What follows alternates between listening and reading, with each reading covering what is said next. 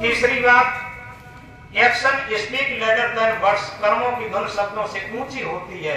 Character is the transcription knowledge into action, ज्ञान का क्रिया में बदलना ही आचरण होता है। हम बहुत थोड़ा ज्ञान जानते हो, बहुत थोड़ा ज्ञान, लेकिन उसे अपने आचरणों में उतारते हो, ये जीवन की सबसे बड़ी सफलता। तो इसलिए चाहे हम गृहस्थी में हैं, चाहे विरक्ति में हैं, न वर्ष को एक अंतःकरण पर अपने महामंत्र लिख के जाएं। क्या? झांक रहे सब इधर उधर, झांक रहे सब इधर उधर, अपने अंदर झांके कौन? क्या सोचते हैं? पत्नी सोचती है हमारा पति सुधर जाए तो क्या अच्छा होगा, और पति सोचता है हमारी पत्नी सुधर जाती तो कितना अच्छा होगा। पिता सोचता है हमारा लड़का सुधर जाता कितना अच्छा होता, लड़का सोचता है कि हमारा पिता सुधर जाता कितना अच्छा होता। एक दूसरे को सुधारने की सोचते, लेकिन थोड़ा इस महामंत्र को अपने हृदय पटल पर अंकित करके जाएं। झांक रहे सब इधर उधर, अपने अंदर झांके कौन? दुनिया सुधरे सब चिल्लाते, निज को आज सुधारे कौन? दुनिया सुधरे सब चिल्लाते, निज को आज सुधारे कौन?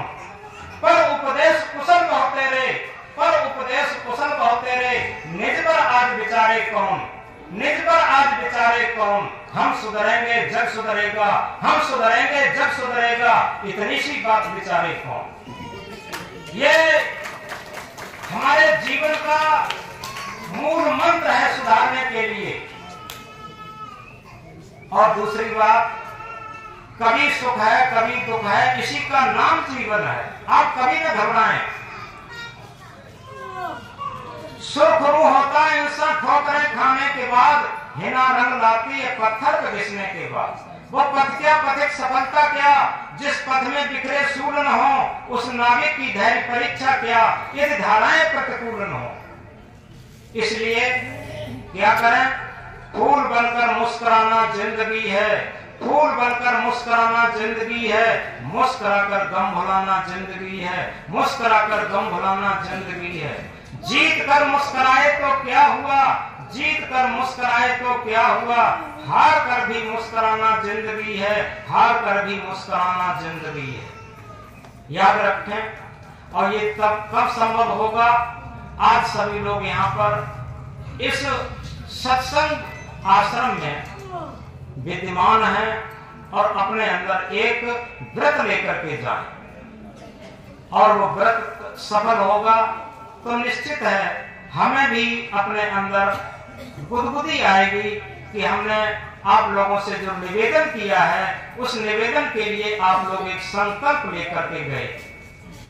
हमने देखा है पत्थर पिघलते हुए, शीत जल से भी शोले निकलते हुए, शीत जल से भी शोले निकलते हुए। तुम न बदलोगे कैसे ये विश्वास हो, तुम न बदलोगे कैसे ये विश्वास हो। हमने देखा है मौसम बदलते हुए, हमने देखा है मौसम बदलते हुए। तो आज हम लोग नव वर्ष की बेला में संकल्पवान होके जाएं कि सबसे पहले अपना मन निर्मल रखेंगे, पवित्र रखेंगे, फूल जैसा रखेंगे। हम किसी संत सदगुरु को सम्मानने को जब नमन करने जाते हैं, थोड़ा ध्यान से समझें। नमन करने जाते हैं तो कुछ श्रद्धा में फूल चढ़ाते हैं,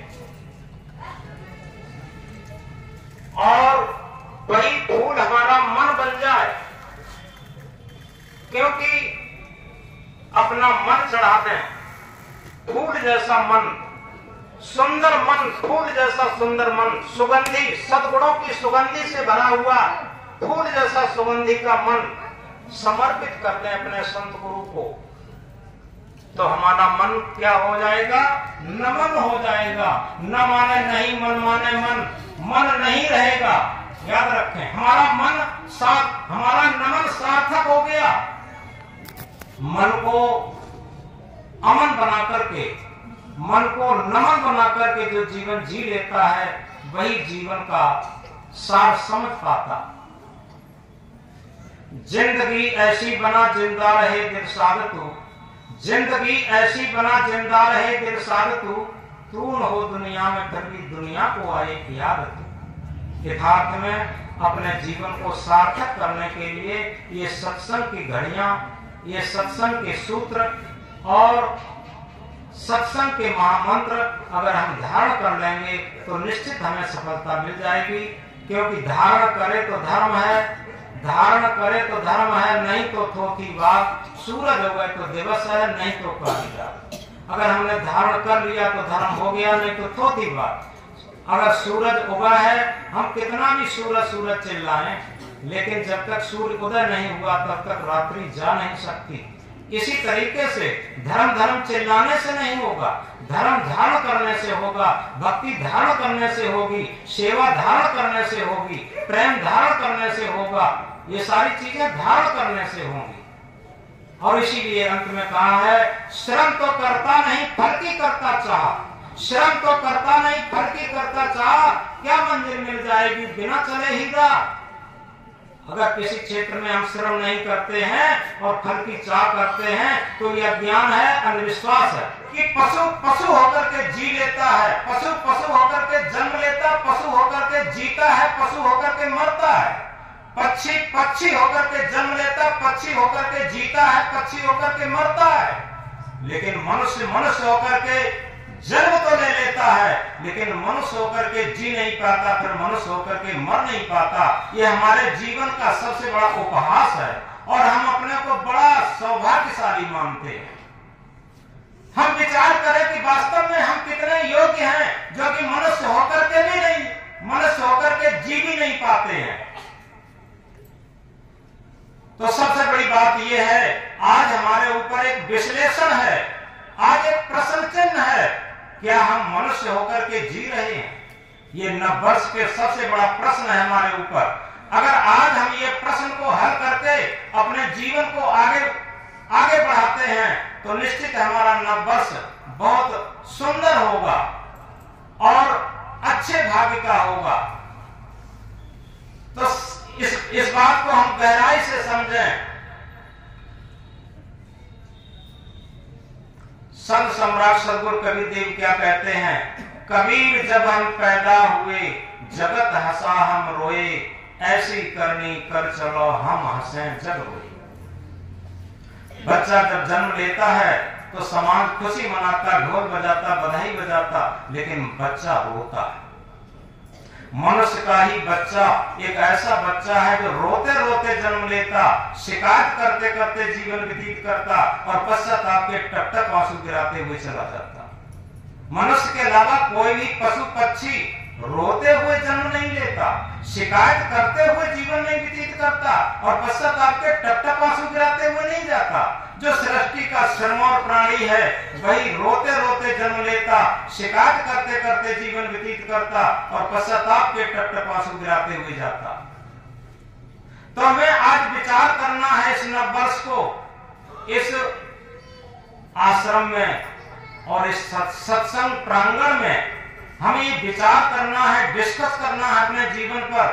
आज हम एक संकल्प दिवस के रूप में मनाएं कि हम मनुष्य होकर के जन्म लिए हैं तो मनुष्य होकर के हमें जीना चाहिए। जब हम मनुष्य होकर के जिएंगे तो मनुष्य होकर के मरेंगे। ये सबसे बड़ा भजन होगा, सबसे बड़ी भक्ति होगी, सबसे बड़ी पूजा होगी, सबसे बड़ा तीर्थ होगा।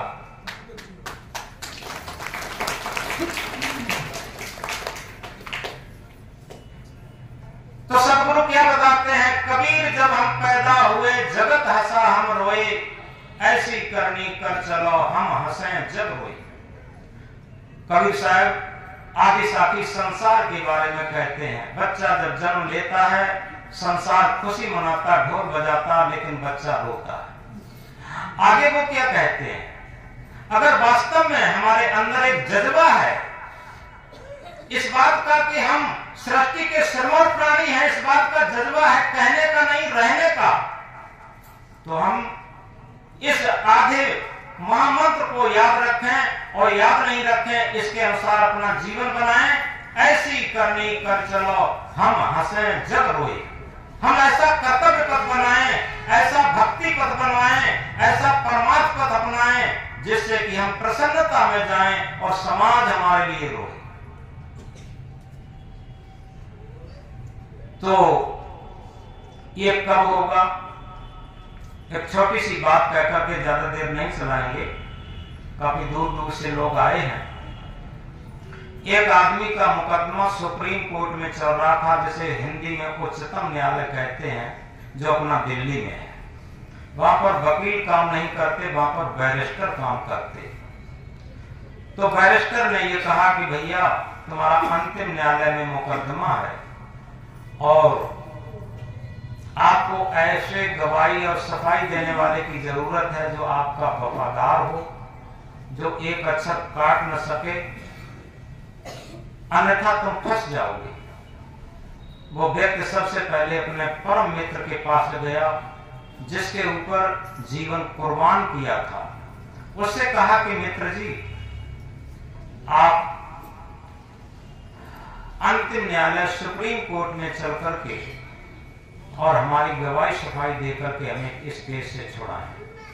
तो पहला और प्यारा मित्र क्या कहता है कि मित्र जी, इस मामले में हम एक कदम भी आपके साथ नहीं चल सकते, किसी दूसरे को तलाश लो। अब उसका दिल टूट जाता है, क्योंकि विचार करता है कि जिसके ऊपर हमने जीवन कुर्बान किया है। देखो, यहां पर एक बहुत महत्वपूर्ण बात बता दें, ये संसार की नीति यही है। एक सुबह को प्रार्थना यहाँ पर होती है 4:45 बजे, यहाँ लिखी भी है दीवार पर, यह संसार स्वार्थ का साथी इसमें नहीं अपना। बहुत महत्वपूर्ण है, हृदय पटल पर लिख लें, यह संसार स्वार्थ का साथी इसमें नहीं अपना। अपनी शरण लगाओ, अपनी शरण लगाओ, संसार है ये सपना। हमने देखा है, जब तक कमाने धमाने लायक रहते हैं, खूब कमा धमा के ले लाते हैं, सब लोग बड़े खुश रहते और ऐसा मानते हैं कि ये तो हमारी जान है। और जब कमाने धमाने नहीं लायक नहीं रहे, और तब क्या मानते हैं, घर का कूड़ा कबाड़ को भी इज्जत दे देंगे, कुत्ते को भी इज्जत मिल जाएगी, लेकिन उस इंसान को इज्जत नहीं मिलती है। ये इंसान की सभ्यता हम बता रहे हैं, क्योंकि हम जहां भी जाते हैं सबसे बड़ा रोना यही है। पहले हमने देखा था सारे लोग कमांड रह लेते थे, और जब मां भोजन बनाती थी, भोजन बनाते बनाते, भोजन बना करके परोसते परोसते जब सब्जी खत्म हो जाती थी, चटनी बट के रोटी खा लेती थी और कोई शिकायत नहीं होती थी कि आज हमें सब्जी नहीं मिली। बड़े प्रेम से लोग रहते थे। और आज स्मार्ट जमाना जिसे कहते हैं, शिक्षित जमाना जिसे कहते हैं, प्रोग्रेस का जमाना जिसे कहते हैं, उस जमाने में क्या है, पति पत्नी भी अलग अलग रहना चाहते हैं। हमने देखा है, पति नौकरी करते हैं, पत्नी भी नौकरी करते हैं, वो एक एक नौकर रखे हुए हैं, दोनों एक दूसरे से सटते ही नहीं। कई लोग मेरे सामने उदाहरण है, और वृद्धों का तो ये हाल हो गया है, कुछ कहा नहीं जाता। हमारे देश का ये बहुत बड़ा दुर्भाग्य है, क्योंकि जहां मातृ देवो भव, पितृ देवो भव, आचार्य देवो भव, अतिथि देवो भव, ये महामंत्र था, आज यही सब देवता, जो नकली देवता है उनकी पूजा होने लगी, जो असली देवता हैं उन्हें वृद्धा आश्रम में, अनाथालय में झोंका जा रहा। सबसे बड़ी बात। तो वहीं पर पहुंचे हम, उसका दिल टूट जाता है जिसके ऊपर वफादारी से उसने काम किया था, लेकिन वो मित्र वफादारी नहीं निभा पाए। उन्होंने कहा, मित्र जी, इस मामले में हम एक कदम भी आपके साथ नहीं चल सकते, किसी दूसरे को तलाश लो।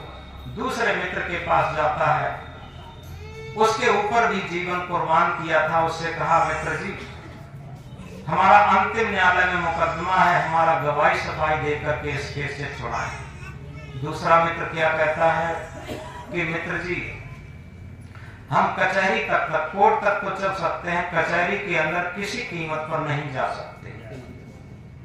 उसे झंझलाहट आ जाती है उस व्यक्ति को। उसने कहा एक बात बताओ, प्राइम मिनिस्टर पर अगर केस हो तो प्राइम मिनिस्टर खड़ा रहेगा, जज कुर्सी पर बैठेगा, और तुम कहते हो कि कोर्ट के अंदर नहीं जाएंगे तो क्या जज साहब तुम्हारे बयान लेने कोर्ट से बाहर आएंगे, यानी तुम भी बेकार रहे। अब उसका दिल बहुत टूटता है, बहुत दुखी होता, बहुत पश्चाताप करता। वो कहते हैं मरता क्या न करता। अब तीसरे मित्र के पास जाता, जिससे मित्रता न के बराबर थी, उसके पास जाता है और निवेदन के साथ बात करता है कि मित्र जी आपसे एक बहुत बड़ा निवेदन है। उसने कहा कहिए कहिए, आप निवेदन की बात करते क्यों करते?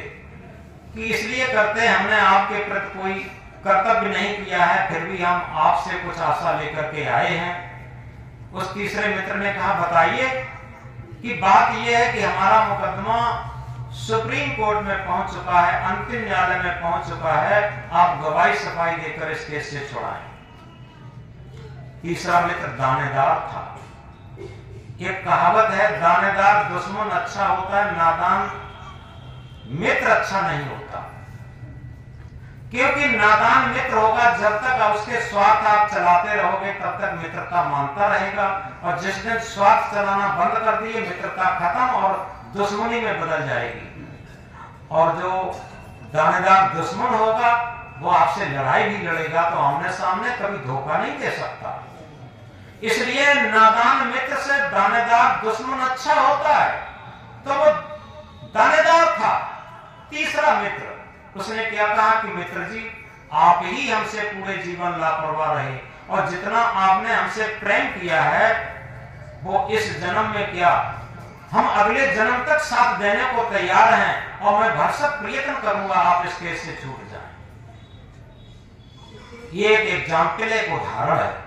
जैसे किलो से आटा तौला जाता, आटा खाया जाता, किलो नहीं खाया जाता, ऐसे ये दृष्टांत, एग्जाम्पल, उदाहरण सत्य बात को तौलने के लिए है। इसे हम समझें, व्यक्ति का जो सुप्रीम कोर्ट में मुकदमा पहुंचना क्या है, अंतिम मृत्यु की बेला, अंतिम समय की बात। जब मृत्यु की बेला आती है तब सबसे पहले व्यक्ति कहां जाता है? सबसे पहले अपने परम प्यारे मित्र के पास। परम प्यारा मित्र कौन सा है? धन। आज आप देखें, कम तौलना, घूसखोरी, बेईमानी, मिलावटबाजी, राहजनी, डाकाजनी, आतंकवाद, घोटाला, जो कुछ भी चल रहा है वो सब धन के ही पीछे चल रहा है। जब यहाँ बड़े बूढ़े लोग भी बैठे हैं, जब पुराने जमाने में धन कम था तो लड़ाई बहुत कम थी, और जितना धन ज्यादा बढ़ रहा है उतनी ही लड़ाइयां बढ़ रही हैं। तो जिस धन के पीछे हम जीवन कुर्बान कर देते, अपने सारे जीवन के अमूल्य सांसें बिता करके और सारे संस्कार गड़बड़ कर लेते, सारे संस्कार खराब कर लेते, वही धन मृत्यु की बेला के बाद एक कदम भी साथ नहीं चल सकता। तिजोरी में है, तिजोरी में रहेगा, बैंक बैलेंस में है, बैंक बैलेंस में रहेगा, चल अचल संपत्ति में है, चल अचल संपत्ति में रहेगा, एक कदम भी साथ नहीं चल सकता। दूसरा मित्र जो कहता था कि हम कोर्ट तक चल सकते हैं, कोर्ट के अंदर नहीं जाएंगे, दूसरा मित्र है परिवार वाले। जिन परिवार के मोह में पालन पोषण हेत करत रहत शुभ अशुभ नर नेक करत नहीं चेत, आखिर में छुट जाएंगे जिन्हें तनिस दिन दौर, छल हिंसा घात कर हरत पराए कौर। जिस दिन तुम यहाँ से जाओगे तो को तेरे साथी होंगे, परवश होकर के चल दोगे अपने अपने राही होंगे। मैं कहूँ कहाँ तक है भाई, खुद करो परीक्षा जीते जी, जिसको तुमसे नहीं मतलब है बेसमझ है नहीं तुझे कुछ भी। जिस परिजन व संबंधी का स्वार्थ तुमसे नहीं चलता है, देखो वे रुष्ट सदा रहते, उनका स्वभाव नहीं मिलता है। तो दूसरा मित्र है परिवार वाले। वो अर्थी के साथ मृत्यु की बेला में शमशान घाट तक साथ जा सकते हैं, आगे उनका भी दम नहीं। शमशान घाट, शमशान बहुत ही समृद्ध शब्द है। सम माने बराबर, शान माने शान। जहां सबकी शान बराबर होती हो उसे कहते हैं शमशान। कितने मुखलिस हो गए, कितने तबंगर हो गए, कितने मुखलिस हो गए, कितने तबंगर हो गए, और खाक में जब मिल गए तो सब बराबर हो गए। वहां कोई बड़ा नहीं, कोई छोटा नहीं, कोई रंक नहीं, कोई नरेश नहीं, सब बराबर है। तो इसलिए परिवार वाले भी अर्थी के साथ केवल शमशान घाट तक साथ जा सकते, इसके आगे उनका भी दम नहीं। अब एक तीसरा मित्र है जिससे हम जीवन में मित्रता न के बराबर करते हैं, नहीं करते हैं, वो है पवित्र कर्म धर्म भक्ति परमार्थ। हमने जीवन में पवित्र कर्म धर्म भक्ति परमार्थ जितना भी किया है वो संस्कार के रूप में आपका सच्चा बैंक बैलेंस होगा, आपका सच्चा मित्र होगा, आपका सच्चा धन होगा। और संग चले सोई धन है प्यारे, छूट जाए सोई माया, कर ले कमाई ऐसी जो साथ जा सके। इस बात को बहुत गहराई से समझे। तो आज हम केवल एक जागृति के संदेश को बता रहे हैं कि आज हमें संकल्प दिवस के रूप में मनाएं। ये न सोचे चलो हम गुरु जी के आश्रम पर चल रहे हैं, वहां पर हम चल करके और मना करके चले आएंगे। आप समझें आज आप अपने भाग्य के निर्माण के लिए एक फाउंडेशन बनाने आए हैं, क्योंकि आपके भाग्य को बनाने वाला ऊपर कोई नहीं बैठा, नीचे कोई नहीं है। हम स्वयं ही भाग्य के विधाता निर्माता स्वयं हैं, और उस भाग्य को तभी बना सकते हैं जब हम आज जागृत हो जाएं और ये समझें कि वास्तव में कारण कार्य की कटुट व्यवस्था होती है। अगर हमने कोई विचार बनाए हैं तो हमें कोई विचारों से गलत कर्म करने पड़ेंगे, और गलत कर्म होंगे तो गलत संस्कारों का बोझा हमें ढोना पड़ेगा, गलत संस्कारों के पाप बनेंगे और उन पापों का परिणाम भोगना पड़ेगा। और अच्छे विचार हैं तो अच्छे कर्म होंगे, और अच्छे कर्म होंगे तो अच्छे संस्कार होंगे। अच्छे संस्कारों की पूंजी ये हमारा वास्तविक धन होगा। इसीलिए सदगुरु ने कहा है, उठता है विचार तो उठता है आदमी, उठता है विचार तो उठता है आदमी, और गिरता है विचार तो गिरता है आदमी। तो इसलिए अभी एक मंत्र दोहराया था, संकल्प वो हमारा इंसान हम बनेंगे, इंसान बन गए तो भगवान भी बनेंगे। लोगों को थोड़ा लगता होगा इंसान तो बन सकते, लेकिन भगवान कैसे बन सकते? भगवान भी बन सकते। किस तरीके से बन सकते हैं? जैसे हमारे अंदर इंसानियत आ जाए, ह्यूमैनिटी जिसे कहते हैं, humanity is the only religion, मानवता ही केवल धर्म है। जैसे पानी और शीतलता, अग्नि और उष्णता, वायु और कोमलता, पृथ्वी और कठोरता, ये उसके शाश्वत धर्म है, यूनिवर्सल रिलीजन है। इसी तरीके से मानव और मानवता, जितने यहां लोग बैठे हैं और सभी धार्मिक हैं, लेकिन अगर एक पैमाना फिट किया जाए, जैसे दूध का मिल्क मीटर होता है, दूध को नापने के लिए एक मिल्क मीटर होता है, उसे मिल्क मीटर को लगाने से पता लगता है इसमें पानी कितना है, दूध कितना है। एक थर्मामीटर होता है, बुखार मापने के लिए उसे लगा देते हैं, टेम्परेचर कितना है पता लग जाता। ऐसे ही एक विवेक मीटर होता है हमारे मानवता को नापने के लिए।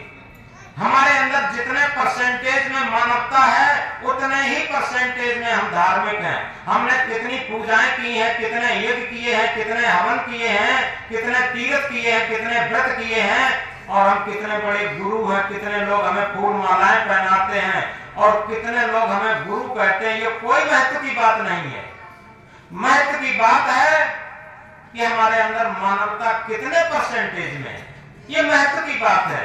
ये हमारे धर्म को मापने का एक विवेक मीटर है और इस मीटर से हम नाप सकते हैं कि हमारे अंदर धार्मिकता कितनी है।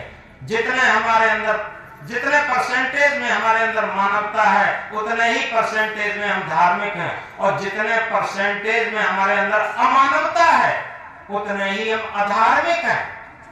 याद रखें, हम कोई भी हो, महंत मंडलेश्वर गुरु आचार्य पीर औलिया कोई मतलब नहीं रखता।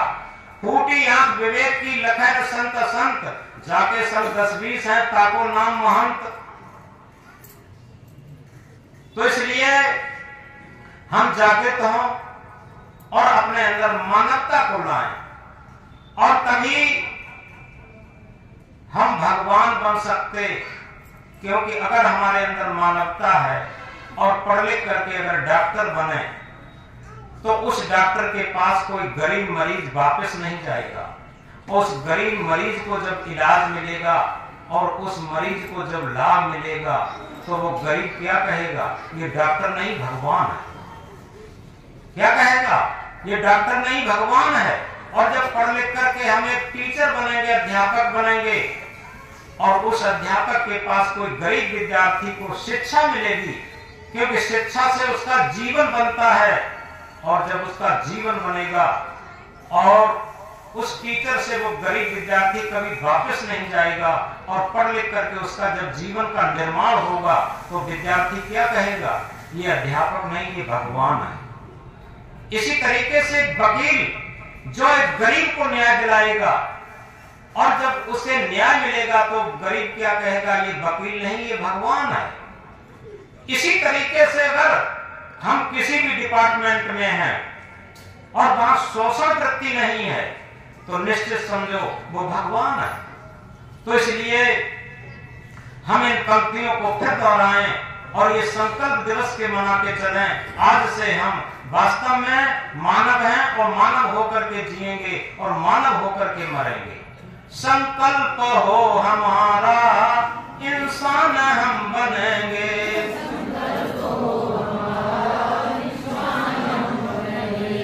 इंसान बन गए तो भगवान भी बनेंगे।